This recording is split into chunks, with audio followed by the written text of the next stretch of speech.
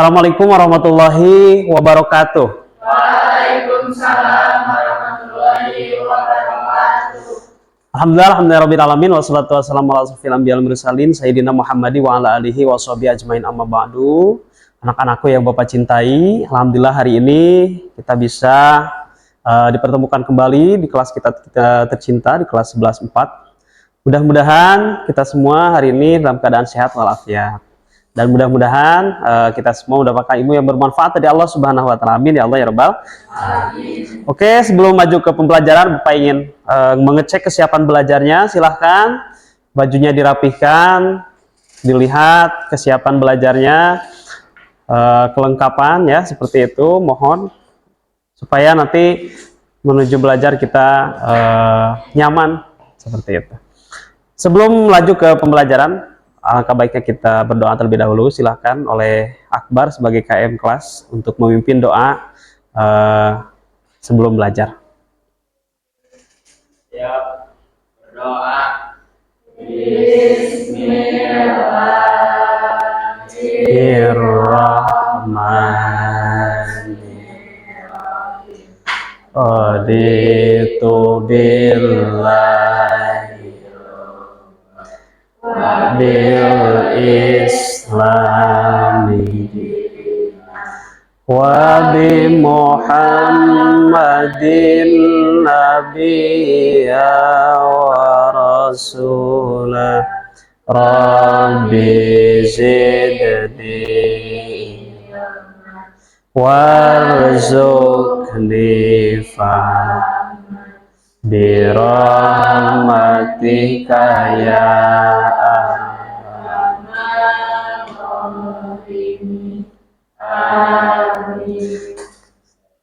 selesai. Oke, terima kasih. Untuk selanjutnya sebagai pembiasaan positif kita sudah terbiasa untuk membaca Al-Quran terlebih dahulu untuk mendekatkan diri kita kepada Allah dan supaya nanti belajarnya lebih tenang ya seperti itu.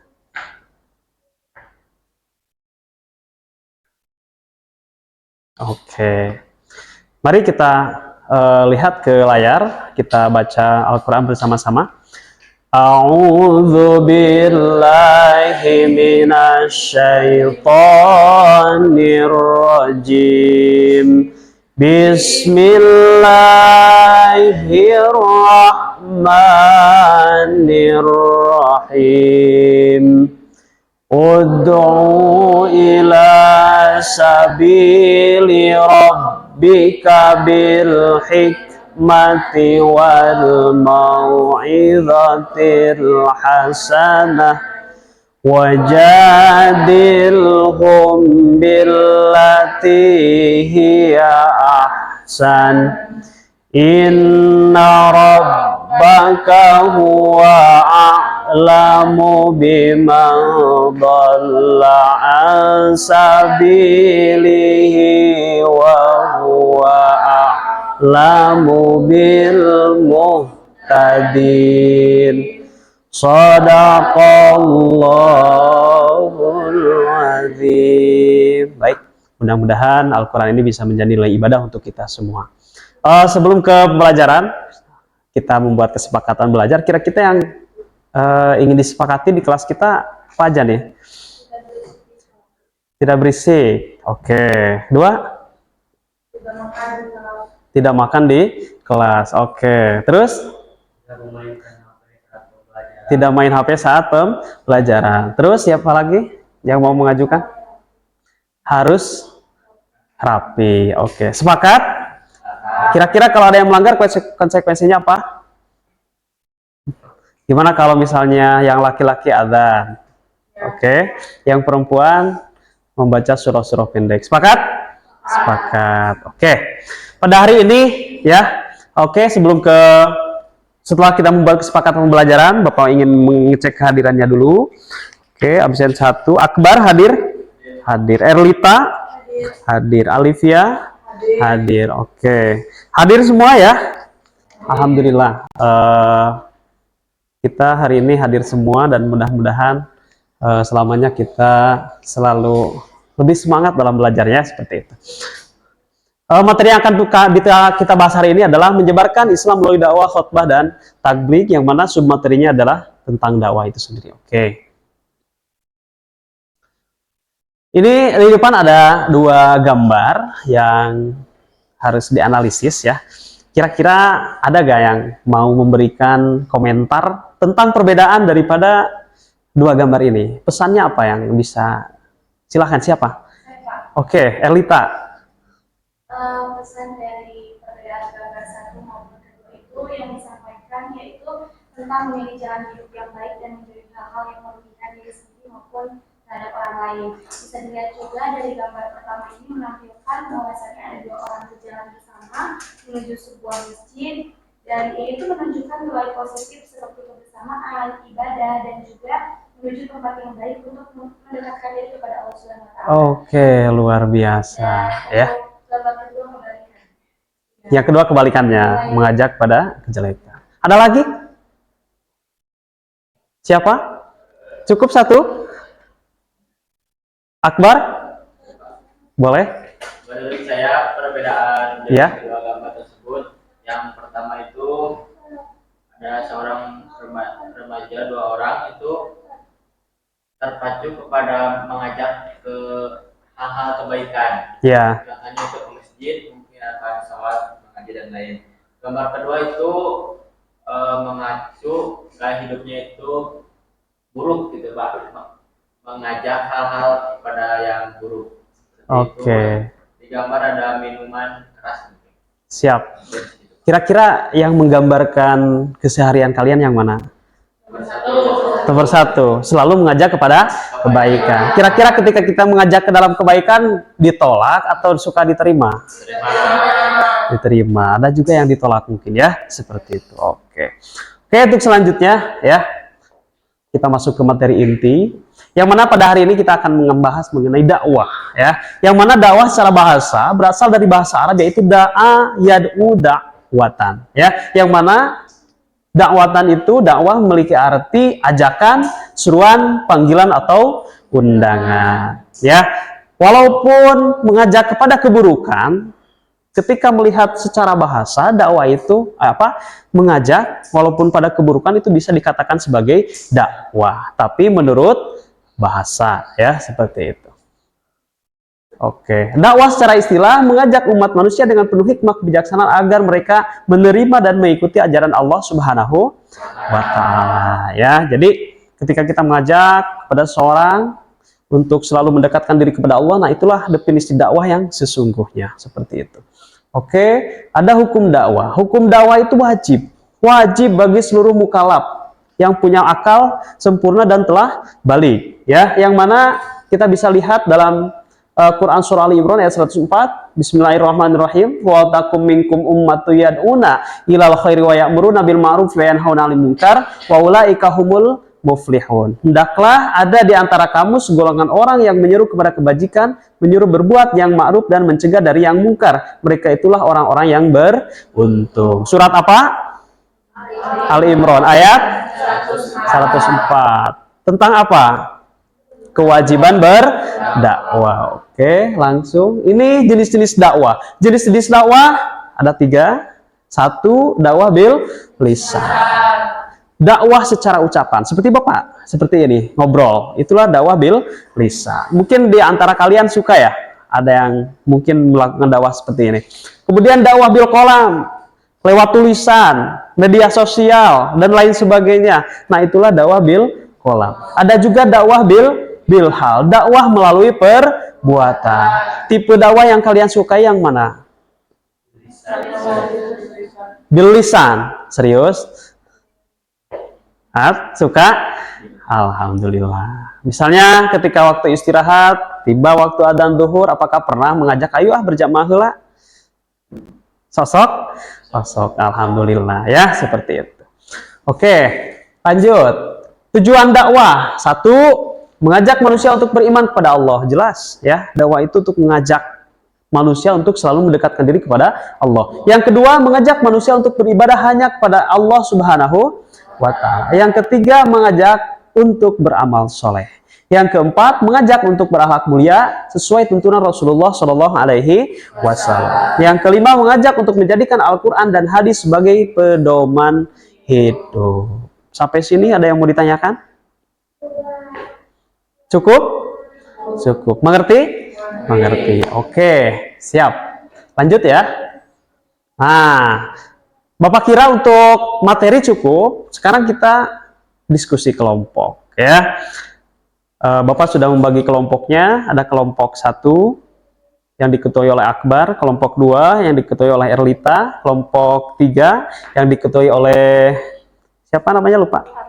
Arla, dan kelompok 4 yang diketuai oleh Raina. Raya. Oke. Seperti itu ya. Kita lanjut.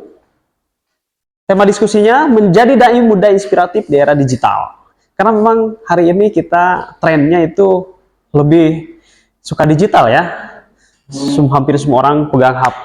Kemudian apa tantangan dakwah di era digital? Silahkan cari di buku-buku ataupun di internet dan tulis di kertas yang telah Bapak sediakan. Ya, seperti itu.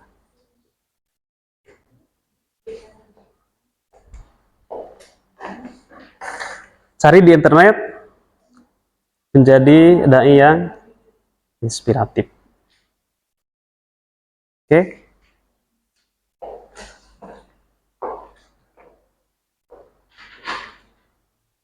Sudah ketemu? Silakan diskusi.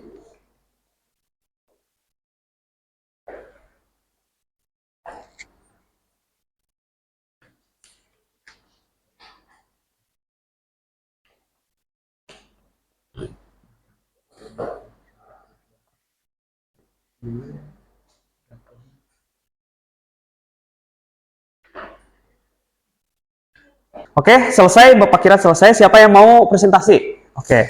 Kelompok 4. Silahkan maju ke depan ya. Kita dengarkan dari teman kita yang ingin mempresentasikan bagaimana menjadi dai muda inspiratif di era digital dan tantangan dakwah di era digital.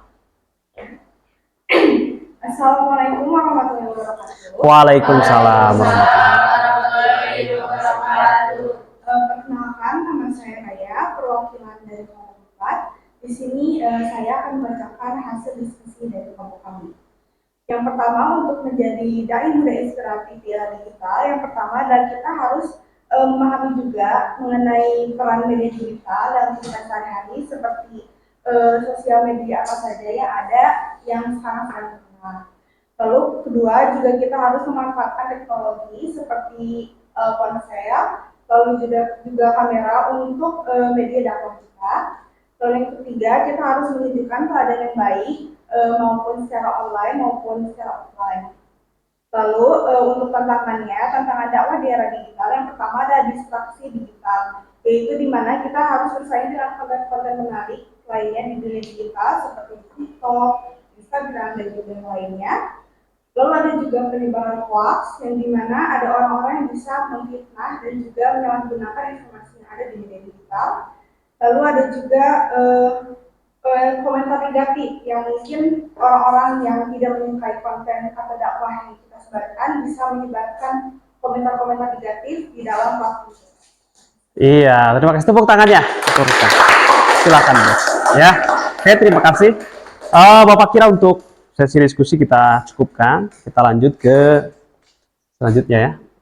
Oke, ini ada lembar kerja yang harus kita kerjakan. Yang mana link LPD-nya bisa disalin. Oke, bisa perhatikan ke sini. Kita latihan ya. Ada latihan soal tentang dakwah. Sejauh mana kita memahami apa yang Bapak sampaikan tentang dakwah. Oke, siapkan HP-nya, siapkan Google Chrome-nya.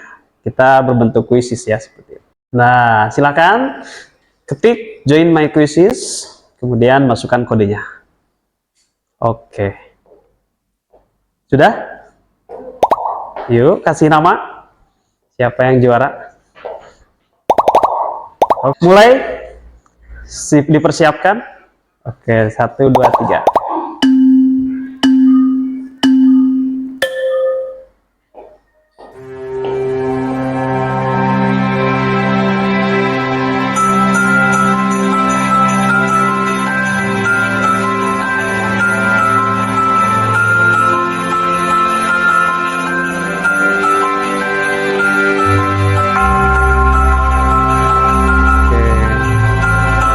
Oh, nih juaranya.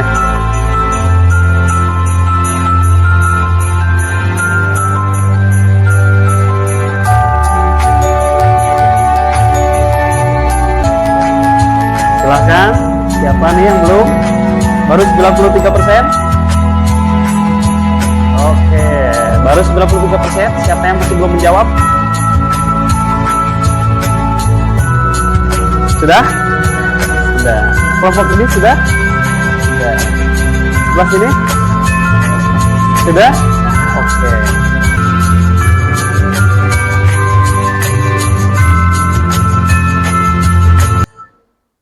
Oke, juaranya kita lihat di sini.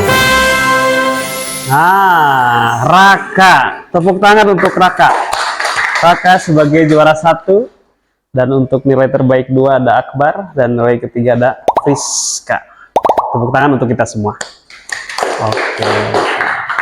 Berdasarkan nilai di sini berarti ada sedikit yang memang kalian belum paham. Nanti yang bagi yang belum paham, Bapak akan kasih tambahan waktu untuk memperdalam tentang materi ini. Dan yang sudah juara Raka dan Akbar, nanti insya Allah Bapak akan memberikan materi yang lebih untuk menambah pengayaan materinya, ya seperti itu. Oke, Bapak kira cukup? Udah mulai kesimpulan dan refleksi. Siapa yang mau menyimpulkan materi dari Bapak? Oke, Erlita, gimana? Apa yang Erlita pahami? Boleh berdiri?